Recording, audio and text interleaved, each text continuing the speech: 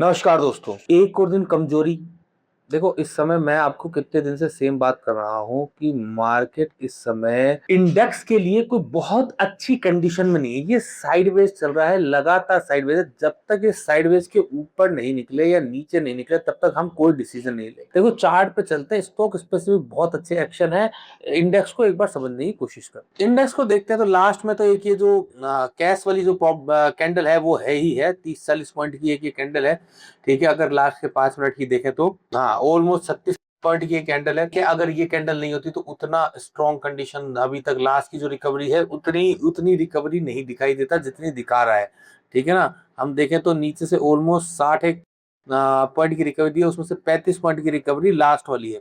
तो ये इतनी रिकवरी होती नहीं। ठीक है, ये एक छोटा सा सप्लाई जोन है जो कि हमने पहले भी डिस्कस किया था कि बहुत अच्छा सप्लाई जोन नहीं है बिल्कुल, मतलब 4 बेस कैंडल वाला बिल्कुल कचरा टाइप का सा है। ठीक है ना, तो मैं मतलब उसकी वजह से लेकिन एक ठीक है गिरावट देखने को मिल रही है, अच्छी खासी गिरावट देखने को मिली। आज ऑलमोस्ट हम देखें तो 60-70 पॉइंट हम नीचे थे। और अगर टॉप से देखें, ठीक है ना, अगर हम आज के टॉप से देखें तो एक समय हम ऑलमोस्ट 170-175 पॉइंट के आसपास हमने गिरावट देखने को मिली। देखो, एक चीज समझो कि मार्केट में अभी आपको बहुत ज्यादा कुछ मिल नहीं रहा है, लेकिन अगर मैं स्टॉक स्पेसिफिक देखूं, देखो अगर मैं स्टॉक स्पेसिफिक देखूं तो देखोगे तो जैसे वीएमएम ऑलमोस्ट 10%, मुथूड है ना। देखो ये आपका जैसे मुथूड है आपका ऑलमोस्ट मतलब 6% 7% चल रहा है। हाँ, सेम सिचुएशन ये सेल 4% चला है, ग्लेनमार्क चला है, एमसीएक्स चल रहा है।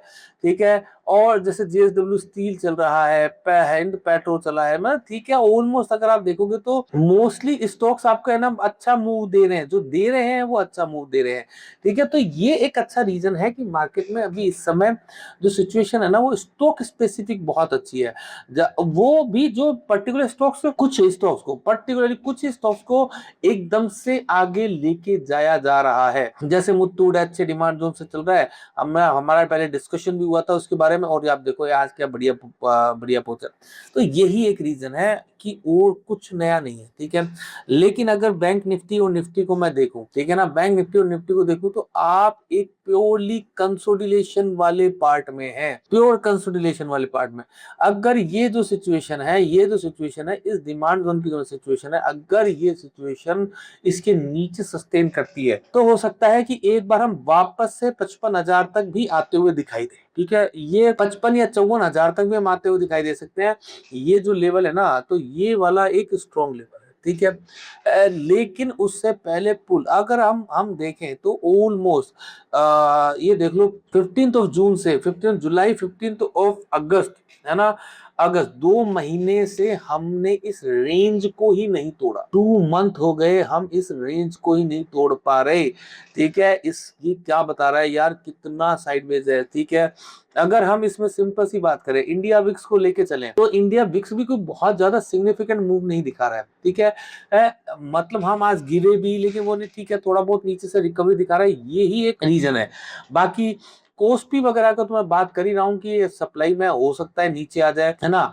अच्छी बात क्या हुई है आज, अच्छी बात ये हुई है कि जो ब्रांड है उसने कमजोरी दिखाई है पिछले 3-4 दिन की रैली के बाद। आज थोड़ा कमजोर था ब्रांड। ठीक है, तो ये एक अच्छा है, लेकिन हमारे पास बाकी की सिचुएशन देखें तो हमारी कोई खासा अच्छी सिचुएशन नहीं है। जैसे इंडिया रुपया रुपया अभी भी कमजोर होने से बच नहीं रहा है। तो कुल मिला के सिनेरियो में कुछ अच्छा कुछ बुरा दोनों है, और यही एक बहुत बड़ी बात है। उसका सिंपल सी कंडीशन क्या है, मार्केट साइडवेज है, स्टॉक स्पेसिफिक बने रहे। फिर भी निफ्टी की अगर मैं लेवल्स की बात करूं, अगर मैं सिंपल से कहूं क्या निफ्टी के किस लेवल के नीचे, देखो निफ्टी अगर 24,000 पे आता है तो वहां पर हमें एक जरूर छोटा सा लॉन्ग ट्रेड देखना चाहिए, और ऊपर 24,400 के ऊपर हमें लॉन्ग ट्रेड देखना चाहिए। उससे पहले मैं दोनों ही जगह लॉन्ग ट्रेड देखना पसंद नहीं करूंगा, शॉर्ट बनाने की जगह नहीं है।